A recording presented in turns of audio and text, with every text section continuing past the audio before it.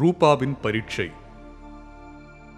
மலுபா என்ற ஒரு சிறிய ஊரில் பிரசித்தி பெற்ற பள்ளிக்கூடம் ஒன்று இருந்தது.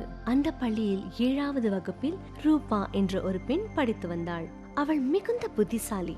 எல்லா பரீட்சைகளிலும் முதலாவதாக வருவாள். ரூபா ரொம்ப புத்திசாலி. ஆமா, நாம எல்லோரும் ஒத்துக்க வேண்டியதுதான். பள்ளியில் இருந்த எல்லா ஆசிரியர்களுக்கு கூட ரூபாவை பிடிக்கும். ஒரு நாள், மாணவ மாணவிகளே, நம் பள்ளியின் ஆண்டு விழா வருகிறது. இதற்காக ஒரு பொது அறிவு வினாவிடை போட்டி நடைபெற இருக்கிறது. நம் வகுப்பிலிருந்து 5 பேர் கலந்து கொள்ளலாம்.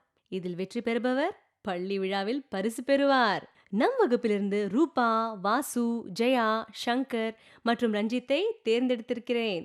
நீங்கள் 5 பேரும் இதற்கு தயாராகுங்கள். மாணவர்களுக்கு ஒரே மகிழ்ச்சி. எல்லோரும் சேர்ந்து படிக்க முடிவெடுத்தனர். ஆனால், ரூபா, நீயும் எங்களுடன் சேர்ந்து படிக்க வரியா? அப்படி படித்தால்தான் நம்மால் ஒருவருக்கொருவர் உதவி செய்ய முடியும். நீங்க ஏன் இப்படி கஷ்டப்படுறீங்க? எப்படியோ நான் தான் ஜெயிக்க போறேன்னு உங்களுக்கு தெரியாதா? ஆனா ரூபா, இது நம்ம வகுப்பு பரீட்சையே இல்லையே. இது பொது அறிவு சம்பந்தப்பட்டது. யார் வேணாலும் வெற்றி பெறலாம். எங்க அப்பா எனக்கு நிறைய பொது அறிவு புஸ்தகங்க வாங்கி கொடுத்துருக்காங்க. எல்லாத்தையும் நான் படிச்சிருக்கேன். அதனால தான் சொல்றேன், எந்த கேள்விக்கும் என்னால தான் பதில் சொல்ல முடியும். வாசு கூட புத்திசாலி தானே? இருக்கலாம், ஆனா பொது அறிவுன்னு வரும்போது என்னை யாராலும் வெல்ல முடியாது. இப்படி எல்லாரிடமும் தான் வெற்றி பெறப் போவதாக சொல்லி வந்தாள் ரூபா. இதனால் மற்றவர்கள் மனம் சோர்வடையவில்லை. போட்டிக்காக தயாராகிறார்கள். போட்டி அன்று போட்டியை தொடங்கலாமா? இந்த வினாத்தாளில் 50 கேள்விகள் உள்ளன. இதில் யார் அதிகம் சரியான விடை எழுதுகிறீர்களோ அவர்களுக்கே பரிசு. எல்லோரும் பரீட்சை எழுதி முடித்தனர். அடுத்த நாள் யாவரும் ஆவலோடு காத்திருந்தனர்.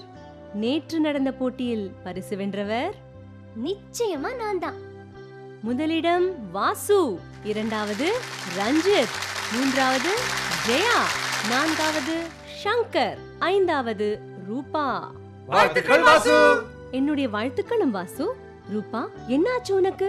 எல்லா கேள்விகளுக்கும் பதில் எழுதியிருக்கிறாய், ஆனால் எல்லாமே தவறானது. அதிர்ந்து போனாள் ரூபா. என்ன ரூபா, எல்லாமே தெரியும்னு சொன்ன?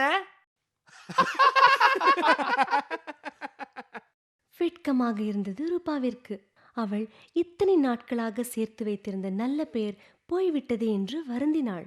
இது எனக்கு ஒரு பாடம். நான் பேசாமலே இருந்திருக்கலாம்.